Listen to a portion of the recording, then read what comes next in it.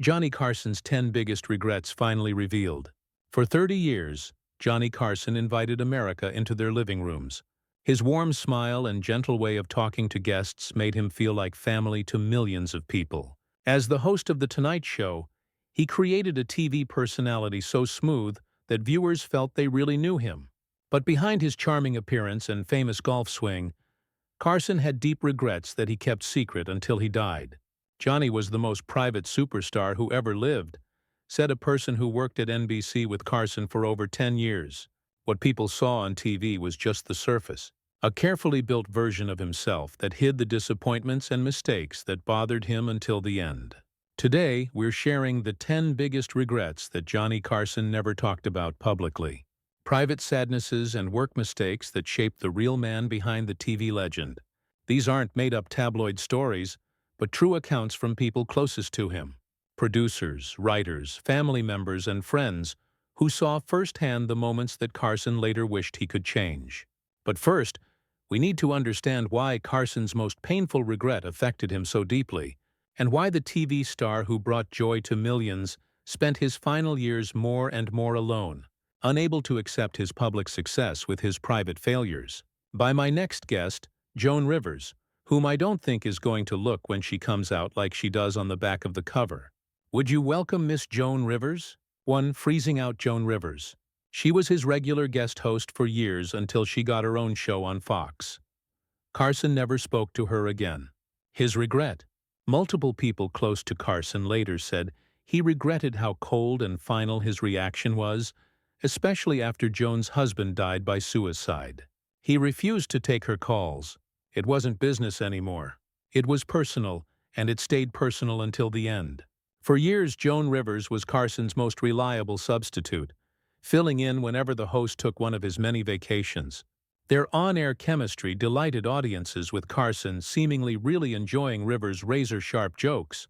Behind the scenes, their relationship appeared equally warm, with Carson often teaching Rivers about the finer points of hosting.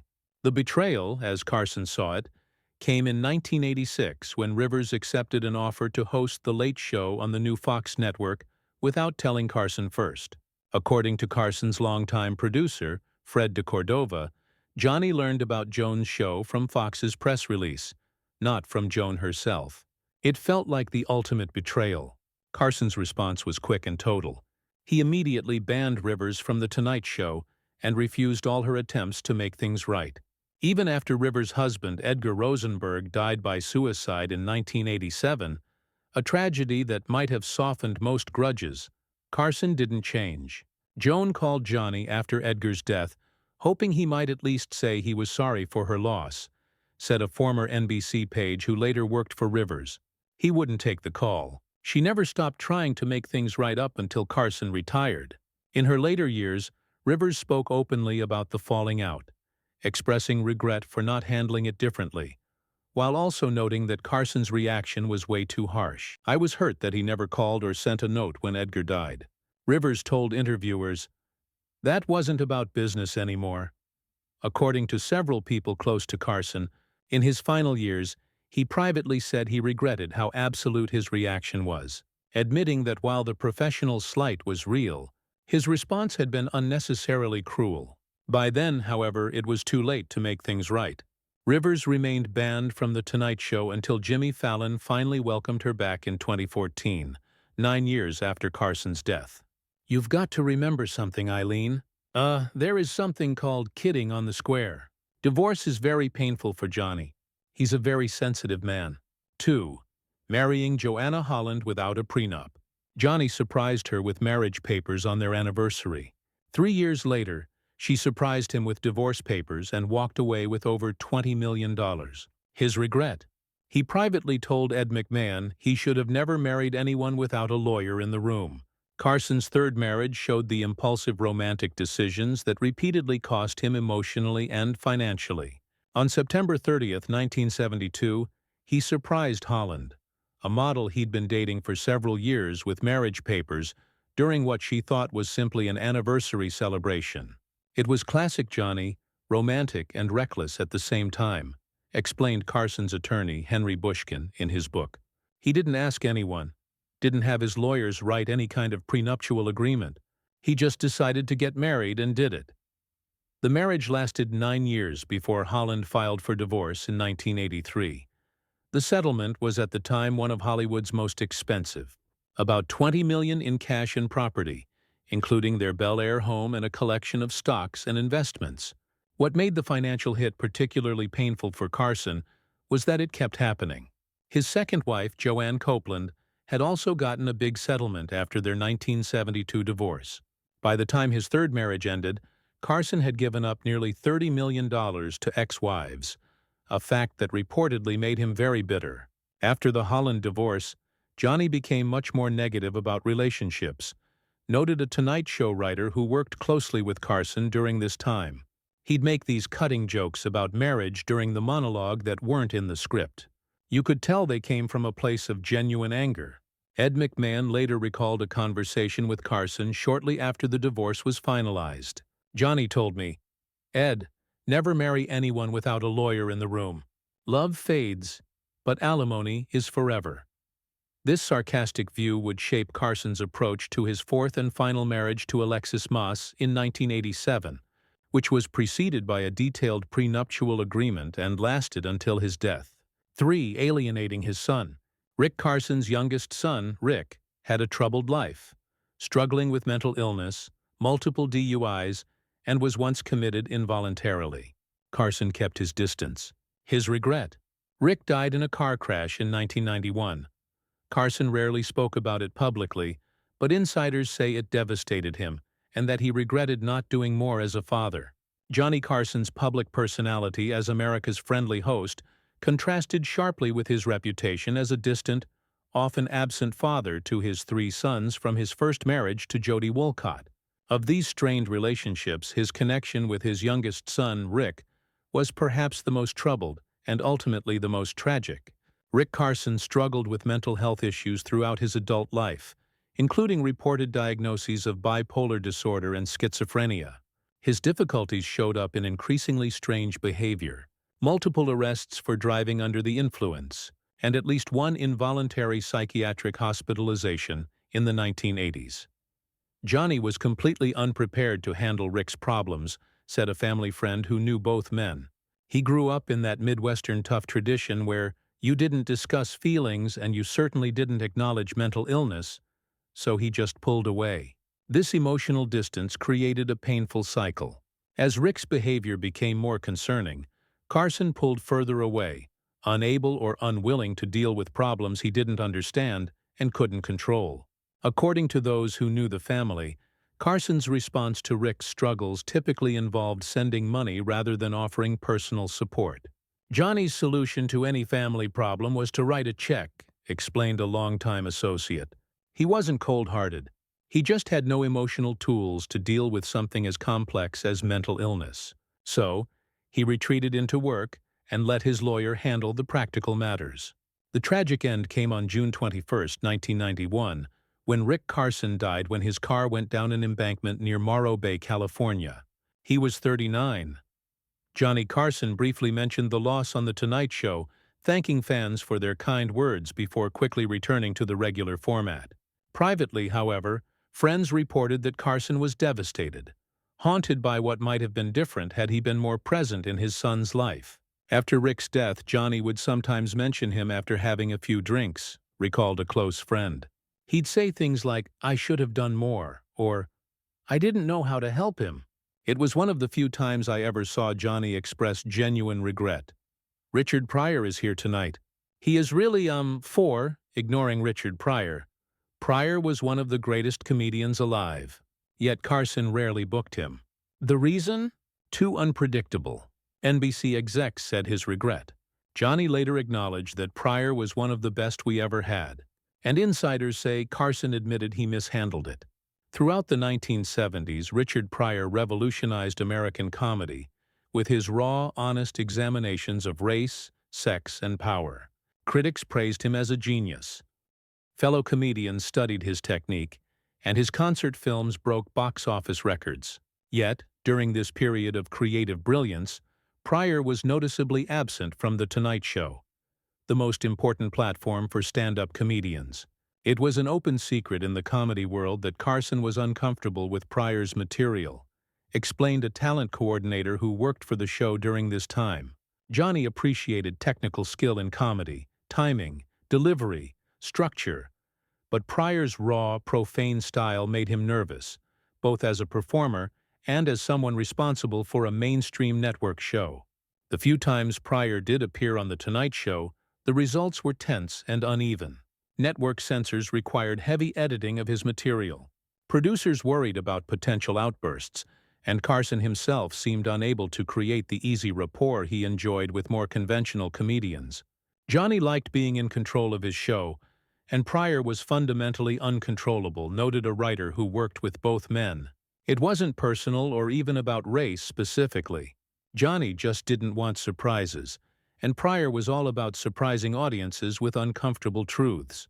As Pryor's health declined in the 1980s, and his cultural impact became undeniable, Carson reportedly began to reconsider his approach. In private conversations with staff, and in at least one industry interview, he acknowledged Pryor as one of the best we ever had, and expressed regret at not featuring him more prominently during his prime years. A producer who worked on Carson's final seasons recalled, "Around 1990, Johnny actually said to me, 'We should have found a way to showcase Richard more often. That was a mistake.'" Coming from Johnny, who rarely admitted error, that was significant. By the time Carson made this realization, however, Pryor's multiple sclerosis had progressed significantly, limiting his performing capabilities. The opportunity to fully showcase one of comedy's greatest voices on television's biggest stage had been lost, a professional misjudgment that Carson later recognized as a significant regret of his career. "I wish you luck, John. I think it's time you moved on." "I think so. Hey, I'm not saying that for I'm not retiring. I'm just stepping down as the host of this show." 5. Never reconnecting with Don Rickles. Rickles was a regular in the early years, but drifted away after crossing a personal line on air. Carson never quite forgave him. His regret. In later years, Carson reportedly tried to patch things up off camera, but the warmth never returned. It haunted him. Don Rickles and Johnny Carson shared an electric on-screen chemistry that produced some of The Tonight Show's most memorable moments. Rickles' mock insult comedy perfectly matched Carson's straight-man reactions, creating a dynamic that delighted audiences. Behind the scenes, however, their relationship gradually cooled following an incident that crossed Carson's carefully maintained boundaries between his public and private lives. Johnny separated his life completely, explained a longtime Tonight Show producer. There was Carson, the host, who could take a joke about anything, and Carson, the private citizen who was incredibly sensitive about certain topics, especially his divorces and family issues. The important moment came during a 1970s appearance when Rickles made an unscripted joke about Carson's recent divorce and alimony payments, touching exactly on the personal matters Carson considered off-limits. While Carson laughed it off on camera backstage, he was reportedly furious, feeling Rickles had deliberately violated their unspoken boundaries. Johnny didn't shout or make a scene. "That wasn't his style," recalled a staff writer present that night. "He just went cold, and Rickles knew immediately he'd made a mistake." While Rickles continued to appear on The Tonight Show, the frequency of his visits decreased, and the genuine warmth that had characterized their earlier interactions noticeably diminished. Carson's responses became more measured, his laughter less spontaneous, and the playful antagonism that had once seemed so natural became increasingly forced. In later years, as both men aged and Carson approached retirement, he reportedly made attempts toward reconciliation. Johnny invited Don to dinner a couple of times in the late 80s, revealed a mutual friend. They were polite, but that special connection they'd had was gone. Johnny once told me, "I wish I hadn't let that one joke change things, but I did." The regret was reportedly mutual. After Carson's death, Rickles spoke warmly of their history together while acknowledging the distance that had developed. Johnny was the best, but he could hold a grudge like nobody else. Rickles told an interviewer, "Once you were in the doghouse, it was hard to get out, and I spent a lot of years in that doghouse." Still in the United States, where millions have just witnessed the end of a television era. Johnny Carson, for 30 years host to the popular Tonight Show 6. His cold exit from television. When Carson left The Tonight Show in 1992, he refused almost all interviews, tributes, or public appearances. His regret. He privately said the goodbye felt empty. He later told a friend, "I should have given people more of a thank you." After 3 decades as America's most trusted late-night companion, Johnny Carson's final broadcast of The Tonight Show on May 22, 1992, was watched by over 50 million people. The episode featured a heartfelt farewell from the usually reserved host, who told his audience, "I can only tell you that it has been an honor and a privilege to come into your homes all these years." What surprised many was what followed this emotional goodbye: almost complete silence. Carson declined virtually all interview requests, refused to participate in NBC's transition programming, and turned down numerous offers for retrospectives and tribute specials. The man, who had been in American living rooms 5 nights a week for 30 years, simply disappeared.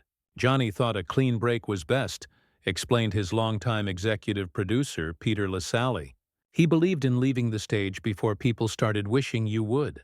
But I think he underestimated how abrupt it would feel both to the public and to himself." According to those close to Carson, this quick departure left him with a sense of something unfinished that he found difficult to put into words.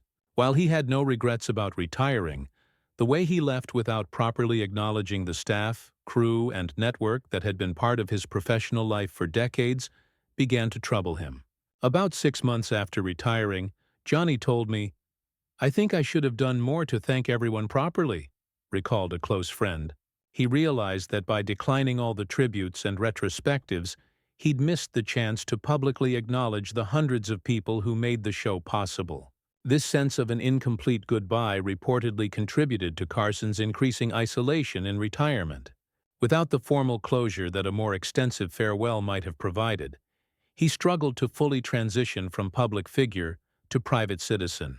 Johnny once said to me, "I left the party without saying goodbye properly, and now it feels too late to go back," revealed a former writer who maintained contact with Carson after his retirement. "I think that's why he remained so reluctant to make public appearances later on. He felt the moment for a proper thank you had passed, and he regretted that." With a question here. Just how pissed off are you? 7. Trusting NBC too much. NBC refused to give Carson full control of The Tonight Show for decades. They also tried replacing him multiple times. His regret, he once said, "You give a network your life, and they still keep a knife for your back pocket." He wished he'd gone independent sooner. Johnny Carson's relationship with NBC lasted 30 years and made both the man and the network huge amounts of money. Yet, behind the profitable partnership lay tensions and power struggles that Carson would later regret not addressing more forcefully. Earlier in his career, Johnny was the goose laying golden eggs, but NBC never fully trusted him with the nest, explained a former network executive who worked closely with Carson's production team. They kept control over many aspects of the show much longer than made sense given Johnny's track record. The most significant point of argument was ownership. Unlike modern late-night hosts who typically own their shows through production companies, Carson spent the first 2 decades of his time as essentially an NBC employee. It wasn't until 1981 that he gained ownership of The Tonight Show and formed Carson Productions to control the program, a move that he later said should have happened far earlier. Johnny told me that waiting until he was in his mid-50s to take control of his own show was his biggest business regret, recalled his attorney, Henry Bushkin. He calculated he'd left at least $100 million on the table by not pushing for ownership in the 1960s, adding, to this frustration was Carson's awareness that NBC had repeatedly explored replacing him during contract negotiations.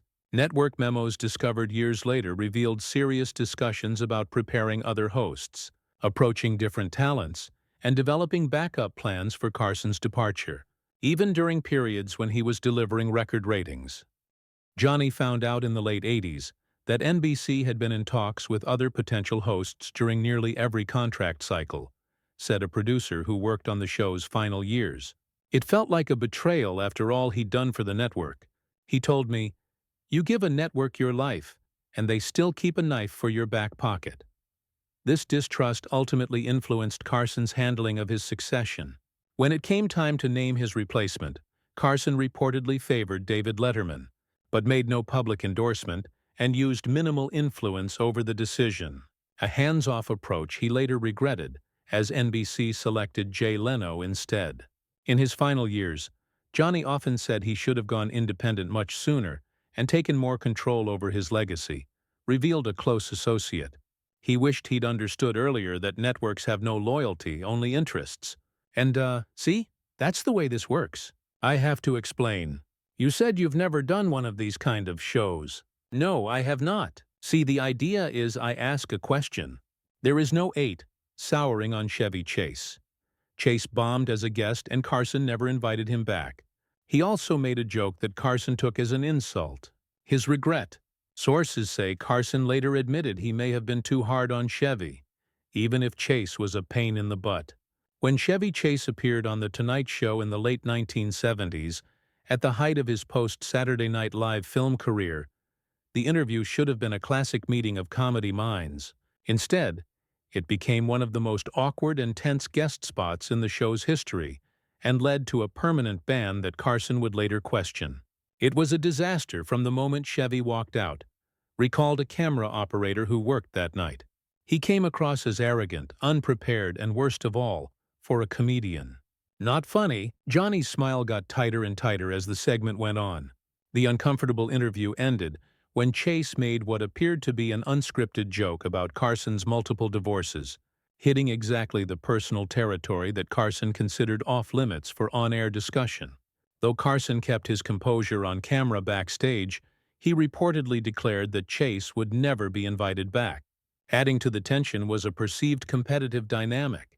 Chase had been widely described in the press as the next Johnny Carson, a label that reportedly irritated Carson, who was sensitive to any suggestion that he was past his prime or being replaced by younger talent.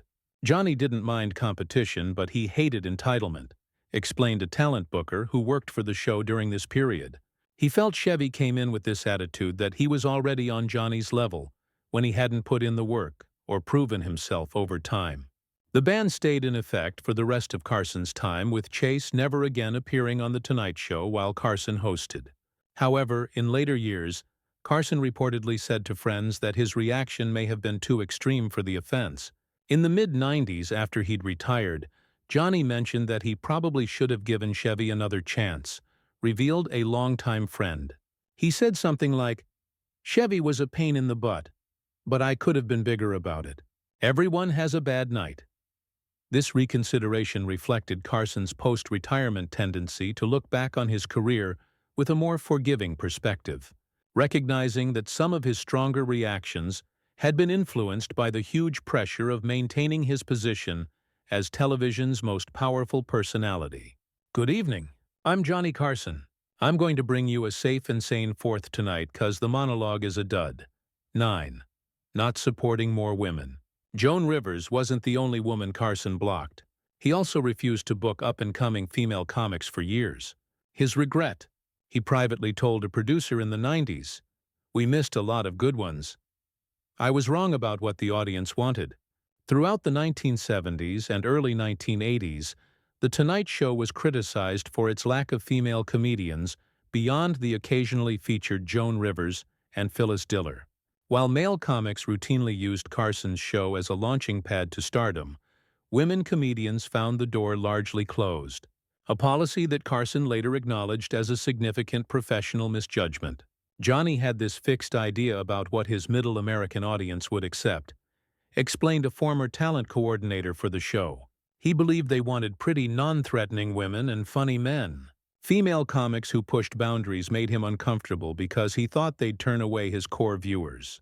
This perspective resulted in the show overlooking a generation of groundbreaking female comedians. Performers like Elaine Boosler, Sandra Bernhard, and Paula Poundstone, all now recognized as significant voices in comedy, were rarely, if ever, featured on The Tonight Show during their early years. There was an unofficial quota system, recalled a writer who worked on the show in the early 1980s. "We might book one female comic a month. if that. Johnny would review the tapes and almost always pass. His standard comment was, "The audience isn't ready for this." The policy began to shift slightly in the late 1980s, as Carson's attitudes evolved and as competition from other late-night shows forced The Tonight Show to reconsider its booking practices.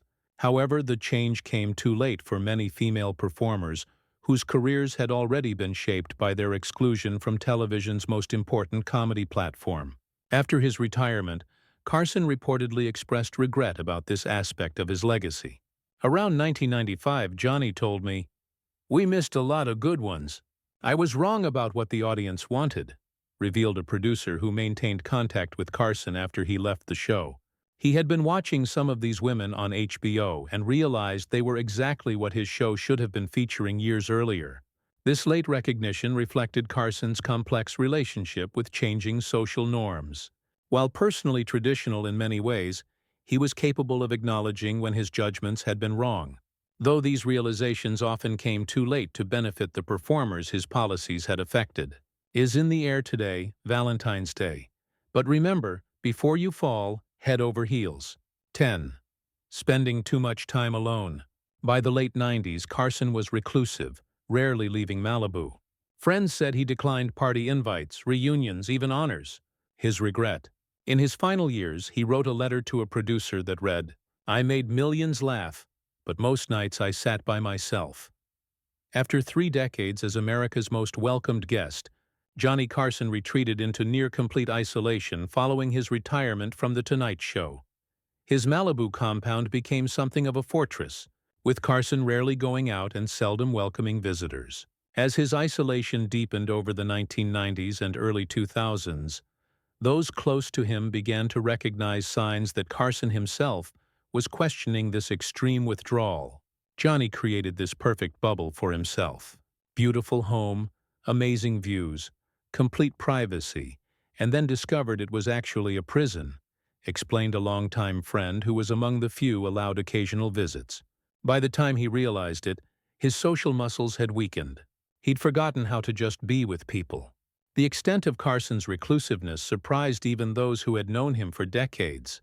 He declined invitations to major industry events, reunions with former colleagues, and even prestigious honors. When he was inducted into the Television Academy Hall of Fame in 1987, he didn't attend the ceremony, a pattern that continued with later recognitions. There were at least a dozen major tributes planned for Johnny after his retirement, and he turned down every single one, noted a former NBC executive. It went beyond being shy or wanting privacy. It was as if he was actively trying to erase himself from public memory. As years passed, however, Carson began to express doubts about the walls he had built around himself. He kept subscriptions to entertainment industry publications and would occasionally call former colleagues to discuss shows or performances that had caught his attention, brief connections to the world he had left behind. In one of his most revealing moments, Carson sent a handwritten letter to a former producer around 2001, 3 years before his death. The note, later described by its recipient, included the sad observation, "I made millions laugh, but most nights I sit by myself." This growing awareness of the costs of his isolation led to small changes in Carson's final years. He began having dinner more regularly with a small circle of friends, occasionally went to restaurants near his Malibu home, and even considered a limited return to television, though his declining health ultimately prevented this. Johnny's greatest regret wasn't professional at all, reflected his longtime friend and attorney Henry Bushkin. It was that he had constructed a life that looked perfect from the outside, but left him fundamentally alone. He built walls to protect himself from public demands, then found he couldn't figure out how to lower them when he wanted to. Act 3, Resolution. These 10 regrets reveal a Johnny Carson far more complex than the smooth television host who entered American homes 5 nights a week for 3 decades. Behind the familiar smile and perfect timing was a man who struggled with closeness, held grudges fiercely, missed opportunities, both professional and personal, and ultimately found himself isolated by the very boundaries he had created to protect himself. What makes Carson's story particularly sad is the contrast between his extraordinary success and his private unhappiness. He achieved everything he had professionally wanted: wealth, influence, respect, and lasting cultural impact.